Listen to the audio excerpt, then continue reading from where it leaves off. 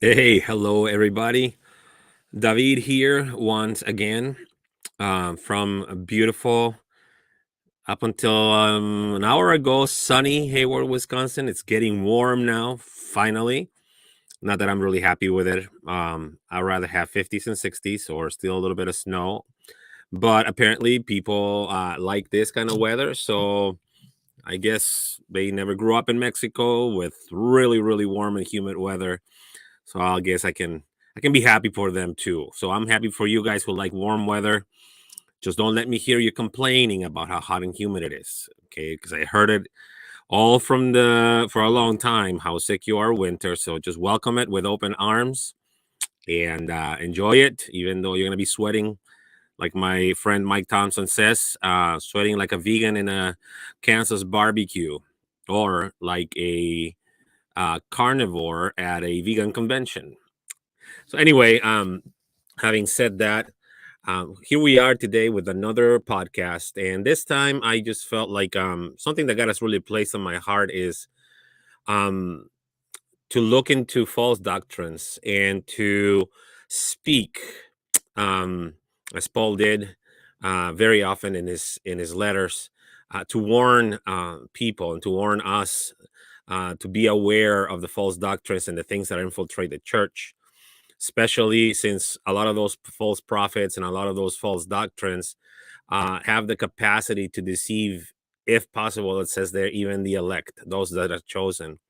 So it's important for us to make sure that we're paying attention. And these can come in the form of like really bad heretical stuff, or just very subtle twisting of the truth, or ignoring of some of the truth, or sugarcoating some of the truth, or being soft about certain things and not preaching the text or the Bible as it is. So having said that, let me just go real quick into some of what of these false doctrines are that have infiltrated the church that we need to be aware of. I'm going to dedicate a whole other podcast episode about progressive Christianity. And this is something that is not new. I'm not the only one speaking about this. In fact, there's a lot of people that have very, very successful, insightful, and knowledgeable podcasts about progressive culture and progressive Christianity. But I would like to offer that to us and to our community here locally. So if you have any questions or anything like that, can always just approach me or any one of the leaders here, and we can definitely talk about that. But for starters, let me just go ahead and bring this up. Recognizing falsehood and being prepared to identify wrong doctrine. And I think where I'm trying to come from with this is the fact that that if you're not able to recognize false doctrine, that's because maybe we don't know um, what the real doctrine is. And I think that's just really, really important. In order for somebody to be able to recognize what a counterfeit bill or a counterfeit piece of jewelry looks like, and to identify it, you need to know what the real thing is, and you need to know it very well, so that you can, without a shadow of a doubt, spot what's false and what's fake, and call it out. So in this case, for us to be able to do that as believers, we need to be able to know how to do this by learning our scriptures. And so here we're going to go some of the most dangerous doctrines that are out there, and some of the names and a quick definition of each one of them. Uh, and I'm probably not going to have the time to go through all of them today, but I'll make another episode to continue, or maybe two or three more to talk about each one of them individually. But um, Gnosticism, it's definitely something that you probably heard, or you probably read in a book, or you probably heard somebody else talking about it. But Gnosticism is just a doctrine or a philosophy or a movement or a cult, or whatever it is that you want to call it. People that think um, that we possess the ability to gain special, hidden, secret knowledge, revelation that it might not be available to everybody, about God and about our own spirits and our own souls. And um, it says here, possession of a hidden secret, higher knowledge of revelation that only a few encountered, and that leads to salvation through this, having this special revelation. This kind of religion or culture or cult or philosophy focuses a lot on like your enlightenment, your inner enlightenment. It talks about Jesus not being a real human, but only appearing to be human, but he was more of a spirit. It talks about dualism. Um, like our bodies and our souls are completely separate things, and what you do in the body, what you do in the flesh, doesn't really matter, doesn't have any repercussions. It's only your spirit. It talks about different gods, the god of um, of salvation, I guess if you want to call it, and he's a completely far away, unattached, disconnected God that you cannot understand or comprehend or even reach. And then the God of creation, which is the one that is probably right around, here, with us, but he's kind of just another one of those entities. So it's just very confusing. So there's a lot of new age stuff that infiltrates that area as well. So that's one of them. Atheism is definitely the conviction or belief that there is no God, since he cannot be proven or demonstrated through physical, scientific, or intellectual effort. And you probably already heard this many, many times before, but um, any form that denies the existence of any spiritual aspect to life is literally, the Bible says that anyone who denies Christ is the antichrist. And so this is a very dangerous thing to to line up with, or to allow to enter in, or even to entertain. Scientism is the belief that unless God can be put into a box, reduced to a formula, and held in our hands as if he were a rock or a planet or a created thing, then therefore he doesn't exist. Everything needs to be proved by scientific method.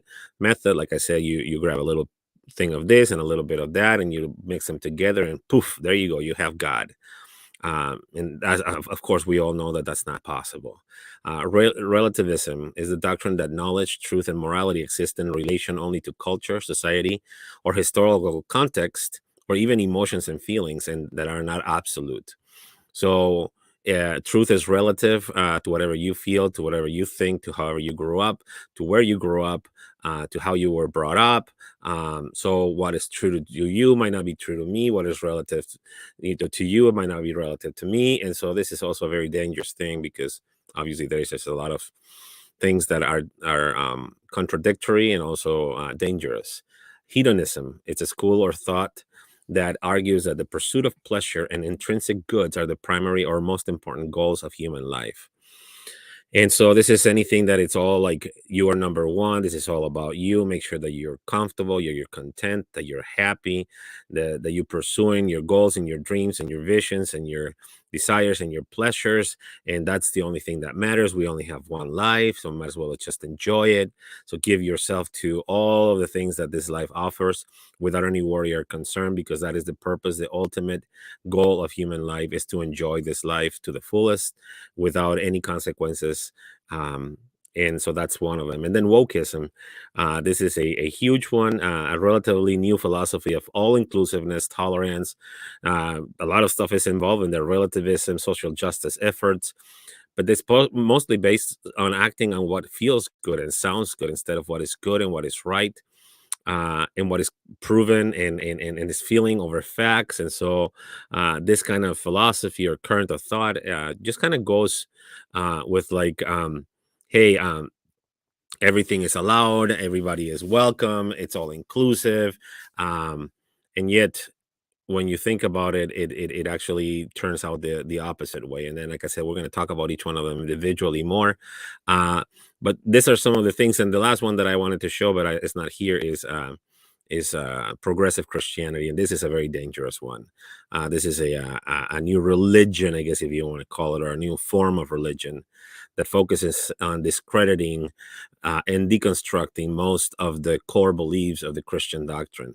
Now, not to say that it's not okay to question or to doubt or to research and investigate things. That's we have to do that, but we do it with the purpose of learning and not de-learning, I guess, if you want to call it like that.